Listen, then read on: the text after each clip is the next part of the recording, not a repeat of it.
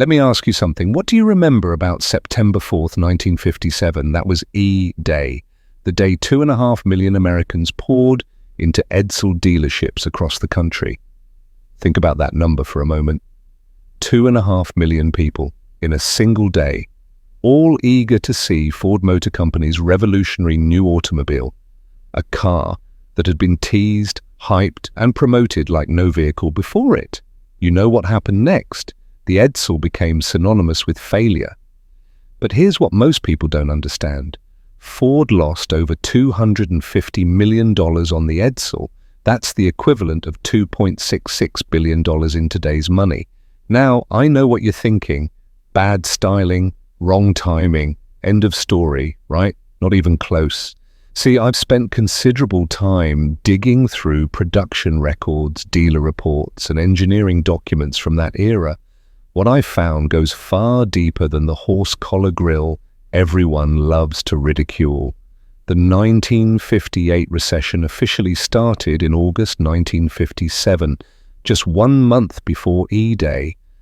But that's just the beginning. There were internal battles at Ford that would make a soap opera jealous. There were dealers who mortgaged everything they owned. There were assembly line workers forced to build cars they didn't have the right tools for. And there were engineering decisions that still baffle experts today. This is the real story of the Edsel disaster, not the sanitized version you've heard, but 13 facts that explain how one of America's biggest corporations bet everything on a car that nobody wanted. Fact number 1. The Edsel was born from corporate envy. Here's something they don't teach in business schools. The Edsel existed because Henry Ford II formed a committee in 1948 to look into the viability of a new car in the expanding medium price segment. Why? Because he was tired of watching General Motors dominate the market. Look at the numbers from 1955. GM had Pontiac, Oldsmobile, and Buick all competing in the medium price field. Chrysler had Dodge, DeSoto, and Chrysler. Ford? Just Mercury, one brand trying to compete against 6. In April 1955, Ford's board of directors approved a plan for a new, medium-priced product line and created a special products division. But here's the kicker. By the time the Edsel actually launched, the market had completely changed. In 1955, Pontiac, Buick, and Dodge sold a combined 2 million units. Everyone thought that trend would continue forever. It didn't. Fact number 2. The pricing made no sense whatsoever. You want to know one of the biggest mistakes? The Edsel was supposed to slot between Ford and Mercury. Sounds logical, right? Except the gap between the most expensive Ford and the cheapest Mercury was only $136. $136. How do you build an entire brand identity in a gap that narrow? You can't. The lowest priced Edsel at $2,519 was all of $20 more than the highest priced Ford. $20? Some customers walked into dealerships, looked at the price tags, and walked straight back out to buy a Ford. Why pay more for an unproven brand when you could get a Ford, a name you knew and trusted, for essentially the same money? And if you wanted a fully loaded citation, you were paying more than a Mercury. The Edsel had no clear market position. It competed with its own corporate siblings. Fact number 3. The dealer network was built on quicksand. Ford wanted to compete with GM and Chrysler's massive dealer networks. So they did something unprecedented. Ford opened or converted 1,187 new car dealerships exclusively dedicated to selling the Edsel. Think about that. 1,187 brand new Edsel-only dealers. And many of these dealers were new to the auto business. Some long-time dealers actually dropped their existing franchises to sign up for Edsel. They believed the hype. They mortgaged their homes, their businesses, everything they had. And Ford wanted 1,200 dealers in place well before the launch. Why so many?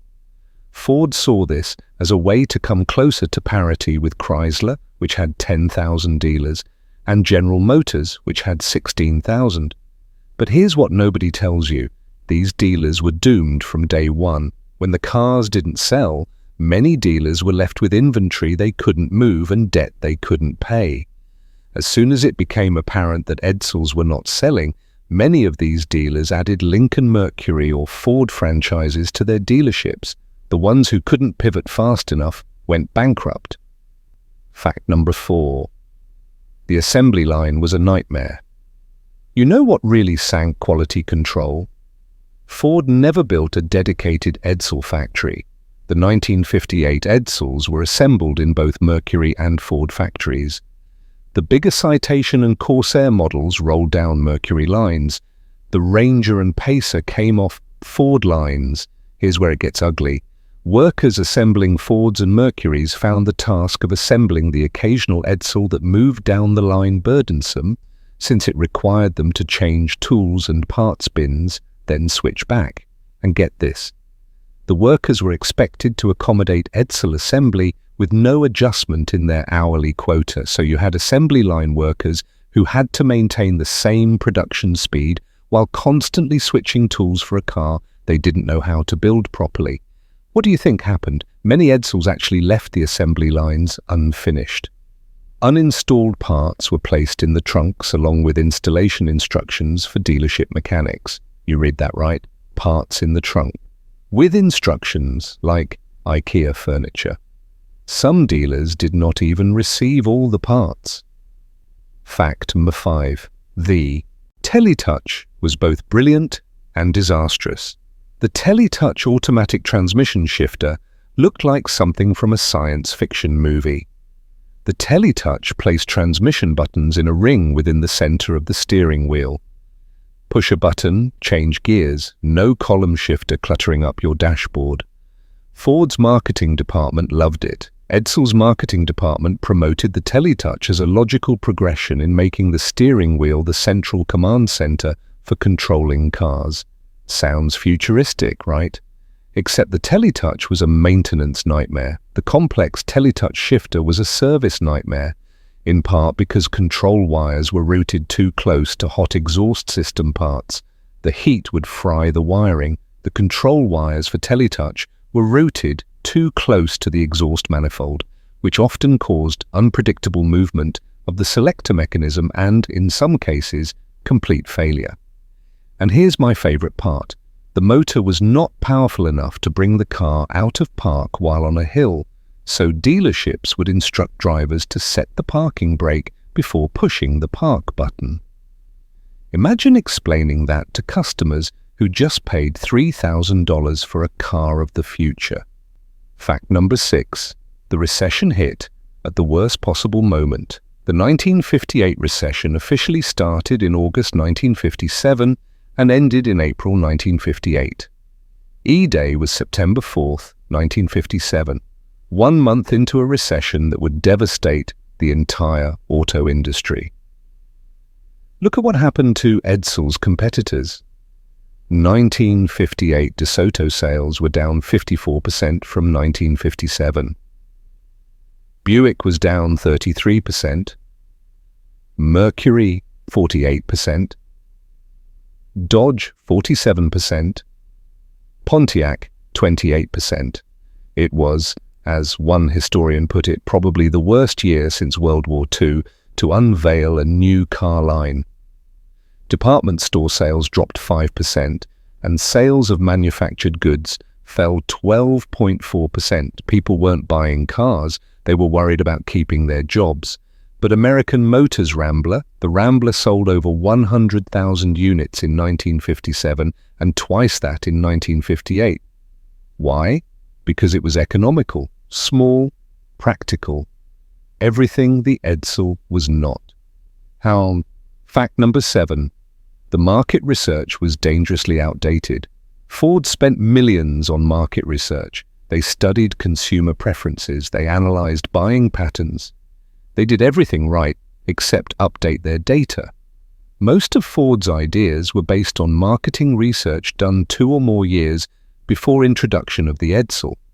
Total car sales in 1955, when the Edsel was in planning stages, were 7.9 million, an increase of 42% over the previous year. That was the boom. This was also the apex of the medium-priced market, but by 1957, everything had changed. Imports were flooding in. Sales of imports were approximately 57,000 in 1955, 107,000 in 1956, 259,000 in 1957, and 430,000 in 1958. Ford's market research concluded that people who bought smaller cars, such as the Rambler and foreign cars, were a fringe group that would not have a major impact. That miscalculation cost them everything. Fact number 8. Production numbers tell a devastating story. Total 1958. Edsel production was 68,045 units. That includes Canadian production. Ford sold 54,607 in the last quarter of 1957, about half of all sales of the car, but Ford had predicted 200,000 sales in the first year. They got a third of that, and it got worse. For 1959, only 44,891 Edsels were sold. Sales dropped 29% in the second year. For 1960, the final year, production lasted 43 days. Approximately 116,000 Edsels were built and sold for the 1958 to 1960 model years. Total, across all 3 years, compare that to what Ford spent. $250 million in development, manufacturing and marketing. Do the math. That's over $2,000 lost per car sold. Fact number 9. The advertising created impossible expectations. Ford spent approximately $12 million on advertising alone for the Edsel. The teaser campaign was everywhere. Magazines showed blurred photos of wrapped cars. Television specials featured Bing Crosby, Frank Sinatra, and Rosemary Clooney. Even the top-rated CBS television special, The Edsel Show, despite its performances from Bing Crosby, Frank Sinatra, Rosemary Clooney, and Louis Armstrong, drummed up little public enthusiasm. The problem? The pre-launch marketing blitz promised something revolutionary that Ford just could not deliver. The public had been teased into expecting nothing less than a plutonium-powered, pancake-making supercar. What they got was basically a Ford or Mercury with different styling and that troublesome teletouch shifter. The car was fine, it just wasn't revolutionary, and when you promise revolution, fine doesn't cut it. Fact number 10. Quality control was non-existent. In the March 1958 issue of Popular Mechanics, 16% of Edsel owners reported poor workmanship. Let that sink in. 1 out of every 6 owners had major complaints ranging from faulty welding to power steering failure.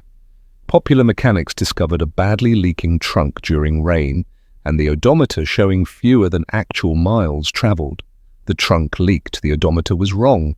These weren't minor issues. Ford was building Edsels on existing Ford and Mercury manufacturing lines and gave no emphasis to Edsel-specific training. Workers were rushed. They made mistakes. And those mistakes showed up in dealer showrooms where customers could see them with their own eyes. Word spreads fast in a small town.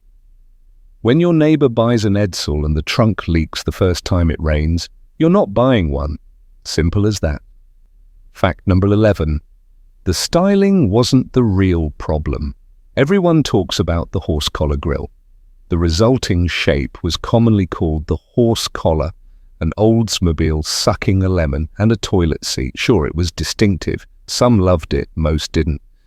But you know what? The 1958 Edsel lineup consisted of 18 models in 4 series and 6 body styles built on 2 wheelbases. 18 different models. That's not a styling problem, that's a strategic disaster. Too many choices confuse customers, and when customers are confused, they don't buy. They walk across the street to the Chevrolet dealer where the choices are simpler and the brand is familiar. The real issue wasn't that the car was ugly, though that didn't help. The car's 2 basic chassis were for 4 separate series: Ranger, Pacer, Corsair, and Citation, spread over 18 different models. That bewildering array made it impossible for salespeople to explain and customers to understand. Fact number 12. The name was doomed from the start. Henry Ford II didn't want to name the car Edsel. His father, Edsel Ford, had died in 1943. Henry Ford II opposed labeling a brand of cars with the name of his father. He knew something that others didn't. Edsel wasn't a name that resonated with American car buyers.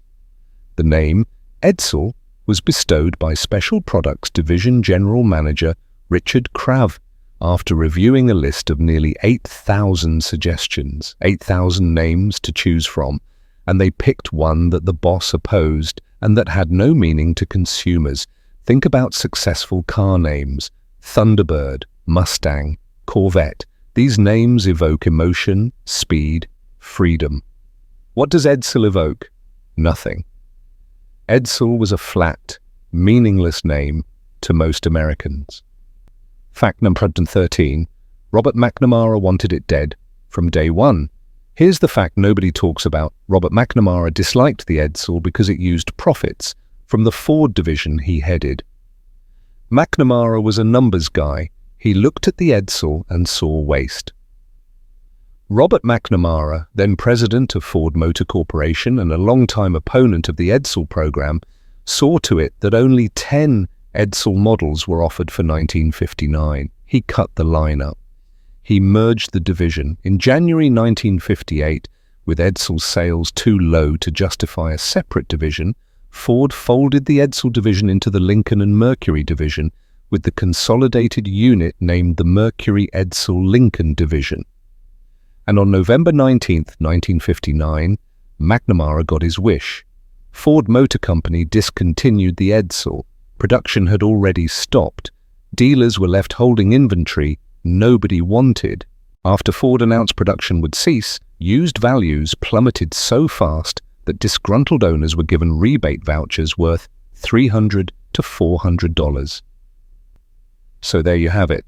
13 facts that explain the Edsel disaster. Not just one thing went wrong, everything went wrong. Bad timing met poor planning, quality problems met impossible expectations. An outdated strategy met a changing market. But here's what fascinates me most. In the first year, 63,110 Edsels were sold in the United States.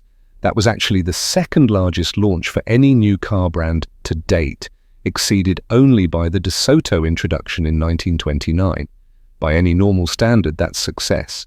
But Ford had promised 200,000, so 63,000 looked like failure. Today, fewer than 6,000 Edsels survive. They're collector's items now. The very features that made them failures in 1958 make them fascinating in 2025.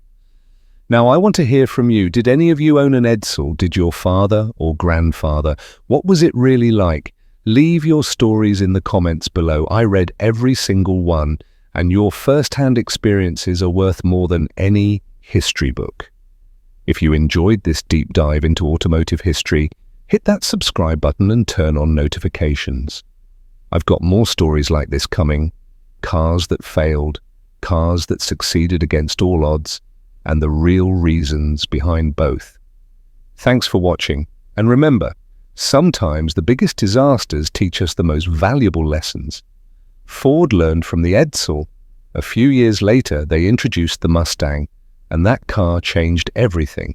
See you in the next one.